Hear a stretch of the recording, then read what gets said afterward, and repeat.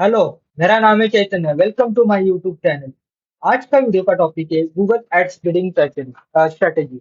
Okay, तो basically इससे पहले मैंने दो बिडिंग स्ट्रेटेजी के ऊपर वीडियो ऑलरेडी क्रिएट कर दिए हैं।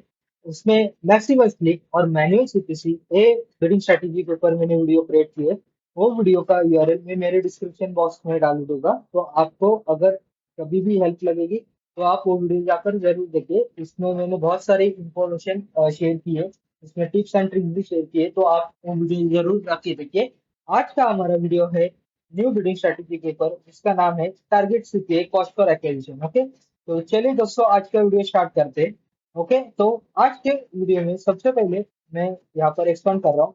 सबसे पहले मैं बात करूंगा एडवांटेजेस। ओके, यहाँ पर देख सकते हो टारगेट सीपीए के एडवांटेजेस क्या है। ओके, सबसे पहले पॉइंट है conversion focus. Exactly, conversion focus मतलब क्या होता है कि आप कोई बिजनेस कर रहे हो, बी टू बी कर रहे हो, बीपीसी कर रहे हो, या ई कॉमर्स बिजनेस कर रहे हो, या आप सर्विस इंडस्ट्री का बिजनेस कर रहे हो, तो टारगेट सीपीए का एडवांटेज है कन्वर्जन फोकस। एग्जैक्टली, तो इससे आपको क्या फायदा मिलता है कि अगर आपका गोल है कन्वर्जन, लीड्स या सेल्स लाना, तो आपके लिए ये स्ट्रेटेजी बहुत सही तरीके से काम करेगी। Target CPA cost per acquisition, तो इससे आपको एडवांटेज क्या होता है कि आप एक तो न्यू कस्टमर को भी ऑप्टिमाइज कर सकते हो, लाइक न्यू कस्टमर के लिए भी आप बिडिंग कर सकते हो, और आप कन्वर्जन लाने के लिए भी आप कोशिश करते हो, लाइक आपके बिजनेस गोल में कन्वर्जन लाने के लिए कोशिश करते हो, लाइक कम कॉस्ट में आपको अच्छे से अच्छा स्ट्रॉन्ग कन्वर्जन मिले, लीड्स मिलेगा, सेल्स मिले, ये सारी चीजों के ऊपर काम होता है। तो टारगेट सीपीए का आप ये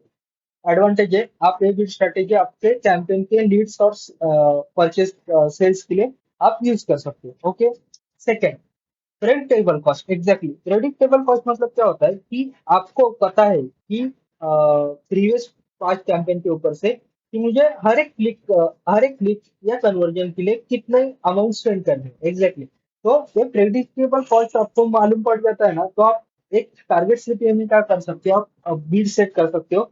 लाइक एग्जांपल, सपोज आप एक एग्जांपल ले लेते हैं, आप रियल एस्टेट के लिए कैंपेन कर रहे हो। ओके, और आप पर्टिकुलर एरिया के लिए कैंपेन कर रहे हो, और आपने 5 3 मंथ से कैंपेन रन किया, कन्वर्जन कैंपेन। ओके, और आपको पता चल रहा है कि यार मुझे ये तीनों एरिया से मैक्सिमम 500 रुपीज टू 700 रुपीज में कन्वर्जन मिल रहा है। ओके, तो टारगेट सीपीए में आप क्या कर सकते हो, टारगेट सीपीए स्ट्रेटेजी आप जब सेट करोगे, तो आप एक गूगल को सजेशन दे सकते हो, कि गूगल को एक रिकमेंडेशन दे सकते हो कि मुझे लीड्स मैक्सिमम 600 to 700 के बीच में जाने चाहिए। तो आप ये टारगेट सीपीए में बहुत इजीली कर सकते हो। तो आपने गूगल को एक प्रेडिक्टेबल कॉल दी कि यस, कि गूगल गूगल एड्स मुझे मैक्सिमम 500 to 600 के बीच में ही लीड्स या कन्वर्जन आनी चाहिए। तो गूगल उस तरीके से आपके लिए काम करना स्टार्ट कर देता है, आप उनका एआई, और आपको उसी कॉस्ट में आपको लीड्स या कन्वर्जन या सेल्स स्टार्ट मतलब लेके आना स्टार्ट कर देता है। ओके, तो एक एडवांटेज आपको बहुत अच्छा मिल जाता है टारगेट सीपीए में। ओके, थर्ड पॉइंट है automated optimisation and scalability. Exactly, automated optimisation क्या होता है, एक बार आपने गूगल एड्स को एक बजट दे दिया कि लाइक मुझे इतने में ही कॉस्ट पर एक्विजिशन चाहिए, तो बेसिकली गूगल क्या करता है, धीरे धीरे धीरे धीरे करके ऑटोमेटिकली ऑप्टिमाइजेशन कर देता है, और उसके बाद धीरे धीरे वो स्केलेबल भी हो जाता है। लाइक आपने टारगेट सीपीए बिल्डिंग स्ट्रेटेजी अपनी एड कैंपेन में सेट कर दी। ओके, उसके बाद क्या होता है, आपने एक गूगल को इंस्ट्रक्शन दे दिया कि मुझे 600 रुपीज में कन्वर्जन चाहिए। ओके, उसके बाद क्या होता है, गूगल ऑटोमेटिकली 600 रुपीज में आपको कुछ दिन आपको 2 लीड ला के देगा, या 3 लीड्स ला के देगा, लेकिन उसके बाद गूगल ऑटोमेटिकली स्केल करने लगता है। लाइक आपने उनको कहा कि 600 में मुझे कन्वर्जन चाहिए, तो उसके बाद गूगल क्या करने लगता है कि स्केलेबल करने लगता है। तो धीरे धीरे क्या करेगा, आपको कन्वर्जन उतना ही लाके लेगा, लेकिन कन्वर्जन की क्वांटिटी बढ़ा देगा। लाइक आपको सपोज ए वीक में 2 कन्वर्जन मिल रहे थे डेली, लेकिन नेक्स्ट वीक में गूगल क्या करेगा, उसके 2 की जगह 3 4 5 कन्वर्जन लाने की कोशिश करेगा एक टारगेट सीपीए में। तो ये आपको थोड़ा एडवांटेजेस बहुत सही तरीके से इसमें मिल जाता है। ओके, तो नेक्स्ट पॉइंट है डिसएडवांटेजेस। ओके, तो डिसएडवांटेजेस क्या होता है, थोड़े डिसएडवांटेजेस भी है टारगेट सीपीए के। सबसे पहला है data dependency. Exactly, data dependency मतलब क्या, अगर आपके पास आप कैंपेन रन कर रहे हो और आपके पास हिस्टोरिकल डेटा नहीं है, लाइक मतलब आपके पास वेबसाइट की क्लिक के ऊपर डेटा नहीं है, आपके पास कन्वर्जन हो या सेल्स का डेटा आपके पास अगर नहीं है, तो आप टारगेट सीपीए स्ट्रेटेजी कभी भी मत यूज करना। क्योंकि अगर आपके पास हिस्टोरिकल डेटा नहीं है गूगल एड्स में, तो आप टारगेट सीपीए यूज करके आप कैंपेन नहीं रन कर पाओगे अच्छी तरीके से। आपका बजट भी वेस्ट हो जाएगा और आपको कन्वर्जन या सेल्स बहुत कम आ जाएंगे, जिससे आपको प्रॉब्लम क्या होगा, आपका बजट ओवर स्पेंड हो जाएगा, कॉस्ट भी आपकी कन्वर्जन की या सेल्स की ज्यादा हो जाएगी और आपको कन्वर्जन और सेल्स कम आ जाएगा। तो ये थोड़ा मैटर करता है कि अगर टारगेट सिटी आपको बिडिंग स्ट्रेटेजी यूज करनी है, तो आपके अकाउंट में कम से कम बहुत अच्छे सारे कन्वर्जन, लाइक 100 कन्वर्जन हो या 100 परचेज सेल्स हो, वो आपके अकाउंट में चाहिए। कम से कम 100, मैं मेरे एक्सपीरियंस से आपको बता रहा हूँ, मिनिमम 100 और मैक्सिमम उससे ज्यादा हो गए तो बहुत ही आपको सही तरीके से काम करेगा target CPA building strategy. Okay, potential for higher cost, exactly मैंने अभी कहा था, अगर आप न्यू कैंपेन के लिए टारगेट सीपीए यूज कर रहे हैं तो डोंट यूज दिस स्ट्रेटेजी।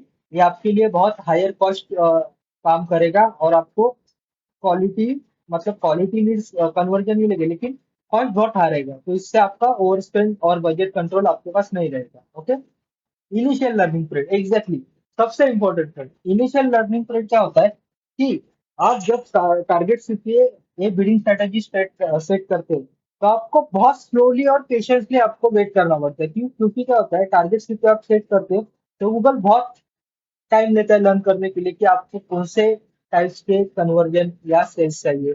ये सारी चीजों के ऊपर गूगल बहुत स्लोली काम करता है और आपको बहुत पेशेंस और बहुत स्लोली आपको काम करना पड़ता है। तो एक थोड़ा डिसएडवांटेज है, गूगल थोड़ा ज्यादा टाइम लेता है लर्निंग पीरियड में। तो एक बार इनका लर्निंग पीरियड खत्म हो जाता है, कम से कम एक 7 to 15 डेज का टाइम लेता है, तो इससे आपको थोड़ा पेशेंसली आपको जाना पड़ता है। तो एक थोड़ा डिसएडवांटेज है टारगेट सिचुएशन। ओके, उसके बाद फोर्थ पॉइंट पे हम बात करेंगे लेस कंट्रोल, एग्जैक्टली। एक बार आपने गूगल को इंस्ट्रक्शन दे दिया कि मुझे इतने कॉस्ट में ही कन्वर्जन या सेल्स चाहिए, तो उसके बाद आप कुछ भी कंट्रोल नहीं कर सकते, बहुत लेस कंट्रोल रहता है। सिर्फ आप इतना देख सकते हो कि हाँ, आप कन्वर्जन कॉस्ट कम कर सकते हो या बढ़ा सकते हो, लेकिन उसके बाद आपका कुछ भी कंट्रोल नहीं रहता। जैसे मैन्युअल सीपीसी हो या मैक्सिमम क्लिकिंग हो, आपका पूरा कंट्रोल रहता है कि आपको हर एक कीवर्ड के ऊपर या हर एक एड ग्रुप लेवल के ऊपर काम कर सकते हैं। लेकिन टारगेट सीपीएम में ऐसा कुछ नहीं होता। आपको ओवरऑल कैंपेन बजट देना पड़ता है और कैंपेन के ऊपर ही आप पूरा ऑप्टिमाइजेशन हो जाता है। तो आप बेसिकली एड ग्रुप हो, कीवर्ड्स हो या एड लेवल पे हो, वर्क नहीं कर सकते। तो इससे आपको लेस कंट्रोल मिल जाता है, एक थोड़ा डिसएडवांटेजेस टारगेट सिटी का। ओके, नेक्स्ट पॉइंट पे हम बात करेंगे which people use this strategy और business use this strategy. Okay, सबसे पहले ई कॉमर्स, एग्जैक्टली।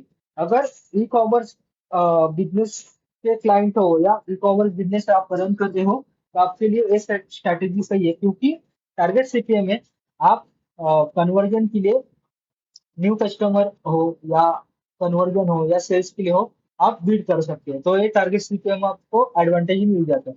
ओके, उसके बाद है lead generation. Okay, lead generation में हम यहाँ पर देख सकते हैं कि लीड जनरेशन के लिए आप बी टू बी बिजनेस कर रहे हो या बी टू सी बिजनेस कर रहे हो या रियल एस्टेट का कर रहे हो, तो आपको टारगेट सीपीए बहुत सही तरीके से काम करेगा। क्योंकि कैसा होता है, आपको ऑलरेडी पता है कि मुझे एक कन्वर्जन या एक सेल्स इतने में मिल रहा है, तो आप गूगल पर एक सजेशन दे देते हो कि आई नीड दिस लीड और sales in that particular amount, तो ये आपको एक एडवांटेजेस मिल जाता है। Okay, subscription service, exactly subscription service मतलब क्या होता है, रिकरिंग सर्विस, लाइक आप मंथली सर्विस लेते हो या क्वार्टरली सर्विस लेते हो, उसके लिए टारगेट सीपीए बहुत सही तरीके से काम करता है। लाइक ये आप सात प्रोडक्ट हो या आपका कोई क्या बोल सकते हैं कि सास प्रोडक्ट का ही एग्जांपल लेते हैं कि आप कोई सास सर्विस प्रोवाइड करते हो क्लाइंट को, तो इसके लिए आप टारगेट सीपीए यूज कर सकते हो। इससे आपको एडवांटेज क्या मिलता है, अगर